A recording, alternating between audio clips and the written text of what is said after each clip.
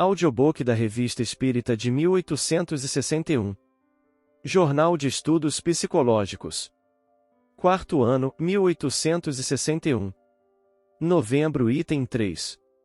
O Espiritismo em Bordeaux. Se Lyon fez o que se poderia chamar seu pronunciamento com respeito ao Espiritismo, Bordeaux não permaneceu atrás porque quer, ele também, ser um dos primeiros na grande família, isso julgar-se-á pelo relatório que damos da visita que acabamos de fazer aos espíritas, dessa cidade, a seu convite. Não foi em alguns anos, foi em alguns meses que a doutrina ali tomou proporções imponentes em todas as classes da sociedade. Constatamos desde logo um fato capital, é que lá, como em Lyon e como em muitas outras cidades que visitamos, vimos a doutrina encarada do ponto de vista mais sério, e em suas aplicações morais, lá, como a Lourdes, vimos inumeráveis transformações, verdadeiras metamorfoses, caracteres que não são mais reconhecíveis, pessoas que não criam em nada, conduzidas às ideias religiosas pela certeza do futuro, agora palpável para elas.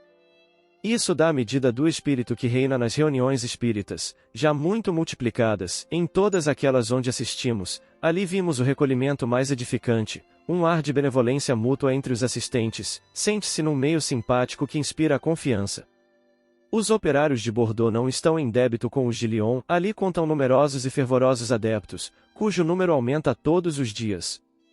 Estamos felizes por dizer que saímos de suas reuniões edificados pelo sentimento piedoso que ali preside, tanto quanto pelo tato com o qual sabem se guardar contra a intrusão de espíritos zombadores.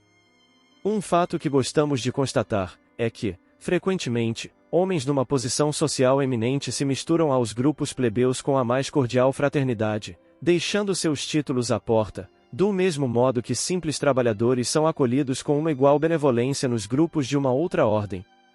Por toda parte o rico e o artesão se apertam cordialmente a mão, se nos disseram que essa aproximação das duas extremidades da escala social está nos costumes do país, e nós o felicitamos por isso, mas o Espiritismo veio, o reconhecesse, dar a esse estado de coisas uma razão de ser, uma sanção moral, mostrando em que consiste a verdadeira fraternidade. Encontramos em Bordeaux muito numerosos e muito bons médiuns de todas as classes, de todos os sexos e de todas as idades. Muitos escrevem com uma grande facilidade, e obtêm comunicações de uma alta importância, do que os espíritos, de resto nos preveniram antes de nossa partida. Não se pode senão louvá-los, além disso, pelo zelo com o qual prestam seu concurso nas reuniões, mas o que vale mais ainda, é a abnegação de todo amor próprio. Com relação às comunicações, ninguém se crê privilegiado e intérprete exclusivo da verdade, ninguém procura se impor, nem impor aos espíritos que os assistem, todos submetem com simplicidade o que obtém ao julgamento da Assembleia, e ninguém se ofende, nem se fere pelas críticas, aquele que obtém falsas comunicações consola-se com elas, aproveitando as boas que outros obtêm, e das quais não tem a inveja. Ocorre o mesmo por toda a parte? Nós o ignoramos, constatamos o que vimos, constatamos também que se está penetrado desse princípio, que todo médium orgulhoso, ciumento e suscetível não pode ser assistido por bons espíritos, e que essa má direção nele, é um motivo de suspeição. Longe, pois, de procurar esses médiuns, sendo encontrados, malgrado a eminência de sua faculdade, seriam repelidos por todos os grupos sérios, que querem, antes de tudo, ter comunicações sérias, e não visar aos efeitos. Entre os médiuns que vimos há um que merece uma menção especial, é uma jovem de 19 anos que, a faculdade de médium escrevente, junta a de médium desenhista e de médium musicista. Ela anotou, mecanicamente, sob o ditado de um espírito que disse ser Mozart, um trecho de música que este não renegou. Assinou-o, e várias pessoas que viram o seu autógrafo afirmaram a perfeita identidade da assinatura. Mas o trabalho mais notável, sem contradita, é o desenho, é um quadro planetário de 4 metros quadrados superficiais, de um efeito tão original e tão singular, que nos seria impossível dar dele uma ideia pela descrição. Foi trabalhado em lápis preto, com pastel de diversas cores no esfuminho. Esse quadro, começado há alguns meses, não foi ainda inteiramente terminado, foi destinado pelo espírito à Sociedade Espírita de Paris. Vimos o médium no trabalho, e ficamos maravilhados com a rapidez, tanto quanto com a precisão, do trabalho.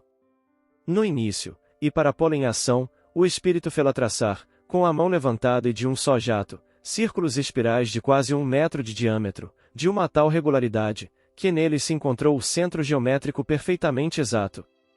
Não podemos ainda nada dizer sobre o valor científico desse quadro, mas admitindo que isso seja uma fantasia, por isso não é menos, como execução mediúnica, um trabalho muito notável.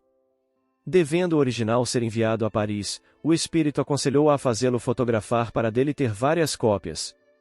Um fato que devemos mencionar é que o pai do médium é pintor. Em sua qualidade de artista, achava que o espírito se portava contrariamente às regras da arte, e pretendia dar conselhos. Também o espírito proibiu-lhe de assistir o trabalho, a fim de que o médium não sofresse a sua influência. Havia pouco tempo, ainda, que o médium não havia lido as nossas obras. O espírito lhe ditou, para nos ser entregue à nossa chegada, que não for ainda anunciada, um pequeno tratado de espiritismo, em todos os pontos conforme o livro dos espíritos. Dar conta dos testemunhos de simpatia que recebemos, das atenções e amabilidades das quais fomos objeto, seria muito presunçoso de nossa parte. Certamente, haveria com que inflamar o nosso orgulho se não tivéssemos pensado que era uma homenagem prestada à doutrina, muito mais do que à nossa pessoa.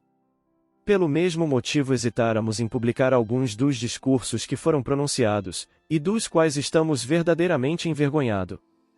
Tendo submetido os nossos escrúpulos a alguns amigos e a vários membros da sociedade, disseram-nos que esses discursos eram um indício do estado da doutrina, e que, desse ponto de vista, era instrutivo para todos os espíritas conhecê-los, que, por outro lado, essas palavras, sendo a expressão de um sentimento sincero, aqueles que a pronunciaram, provavelmente, viriam com pena que, por um excesso de modéstia, nos abstivemos de reproduzi-las, poderiam nisso ver a indiferença de nossa parte. Esta última consideração sobretudo nos determinou. Esperamos que os nossos leitores nos julguem bastante bom espírita para não mentir aos princípios que professamos, fazendo dessa relação uma questão de amor próprio.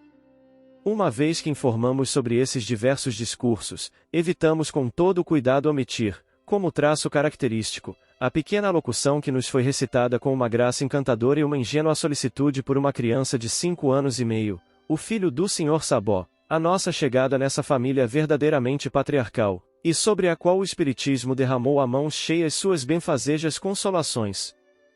Se toda a geração que se ergue estivesse imbuída de tais sentimentos, seria permitido entrever, como muito próxima, a mudança que deve se operar nos costumes sociais, mudança que é anunciada, por todos os lados, pelos espíritos.